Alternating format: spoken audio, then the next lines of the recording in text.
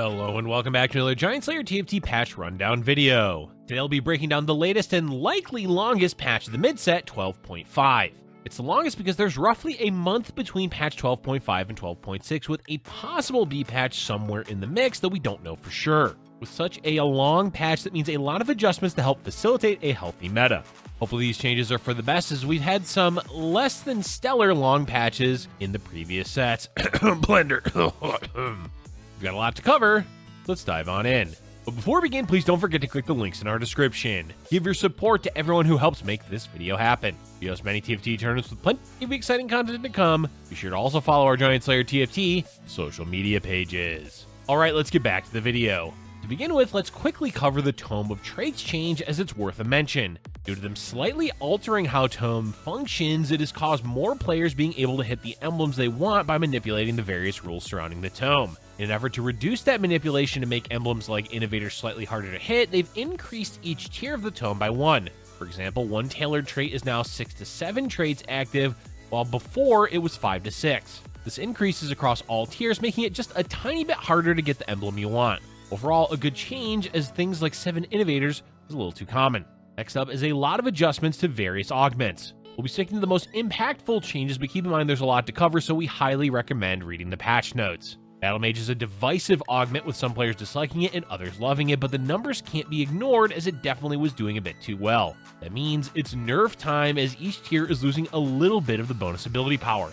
Disintegrator is another one of the mid-set augments that is a bit too strong, so they're toning down the early tiers by 0.5% and leaving tier 3 alone. Still plenty strong, but may not always be the best option anymore. We've all heard the complaints about Double Trouble, and so is Riot, which is why they're lowering all the bonus stats of each tier. It's worth noting that this augment is definitely meta-dependent, so nerfs or not, it may not be used all that often if rerolling isn't viable. The damage Electrocharge does is a bit too high, so each tier is being reduced by a decent amount.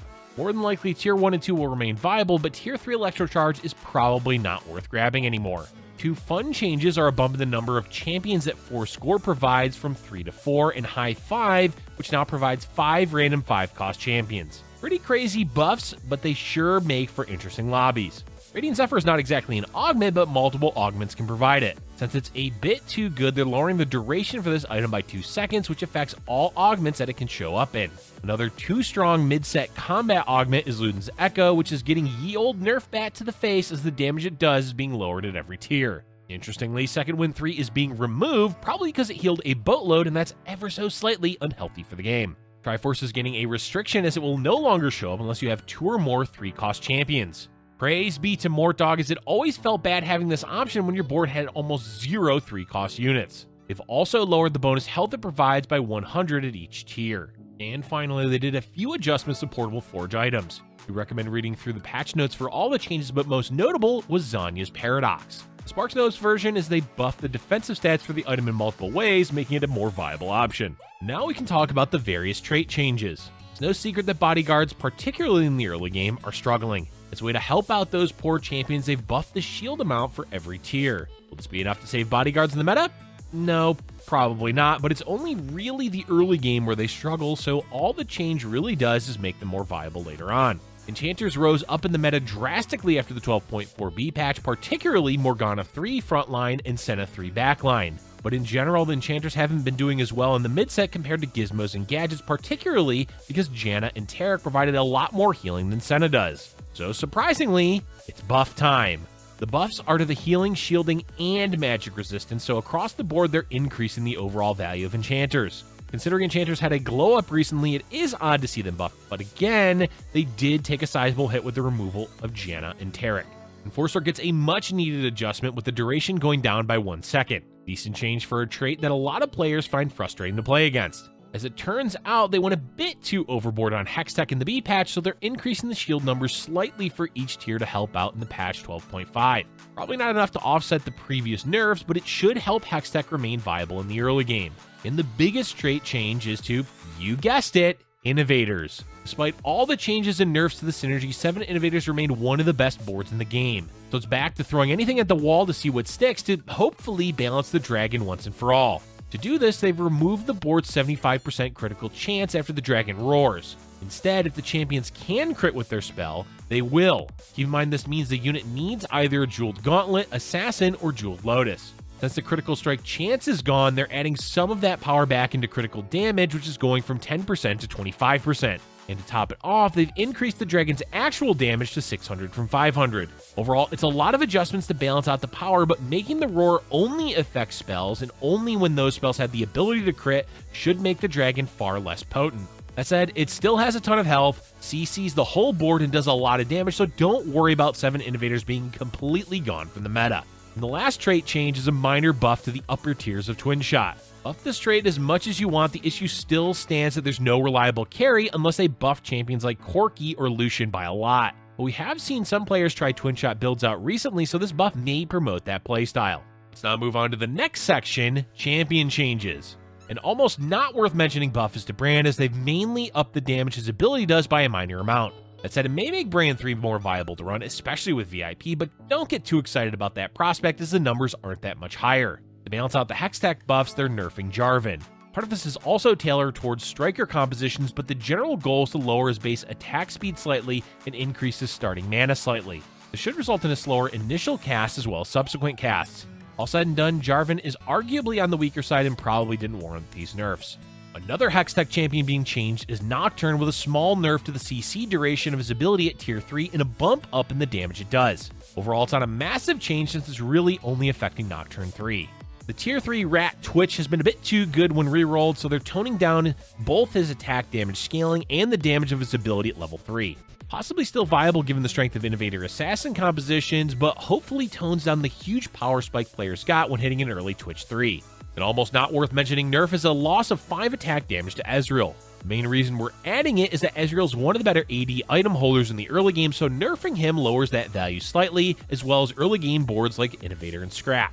Ashe gets a nice quality of life change, with her volley now going 1 extra hex to help hit units further away. They also flatten the number of arrows per volley to 8 at each tier, meaning Ashe reroll may be more viable in 12.5 than ever before.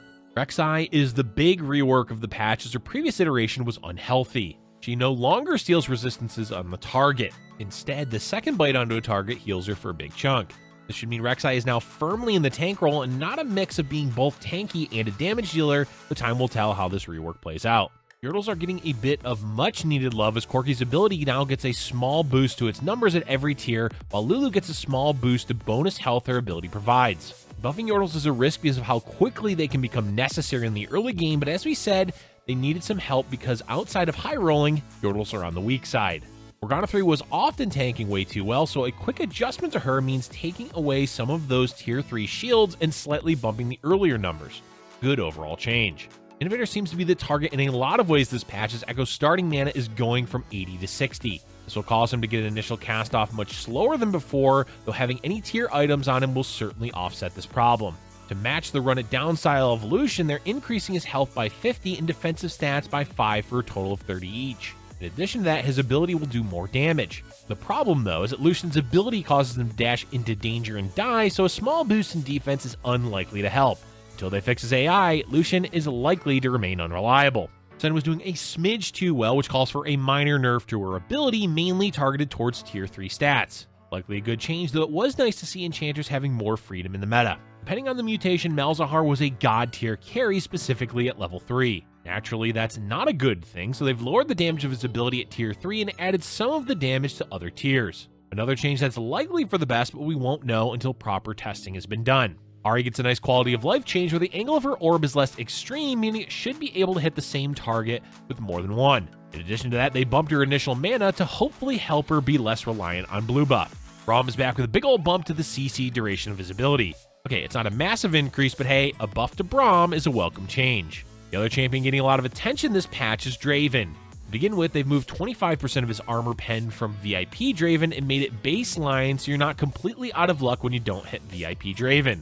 Besides that, they've bumped his base range by 1, increased the scaling of his ability, but lowered the baseline damage. It's a lot of adjustments that more than likely leave Draven slightly better without VIP and slightly worse with it. Next is a quickie with a small buff to the attack speed of Sivir, which is quite good for her considering her ability is an attack speed stimmy. Finally, 5 costs, which most of them are on the minor side. Jinx, for example, gets 5 extra armor and magic resist, a buff that is almost not worth mentioning. Galileo gains 1% more scaling of his ability. It's nice to see him buff, but maybe they could have done just a bit more. Similarly, Kaisa is going up to 1.2 attack speed from 1.1, which also looks minor like the Galio change, but is more impactful because of how well attack speed scales.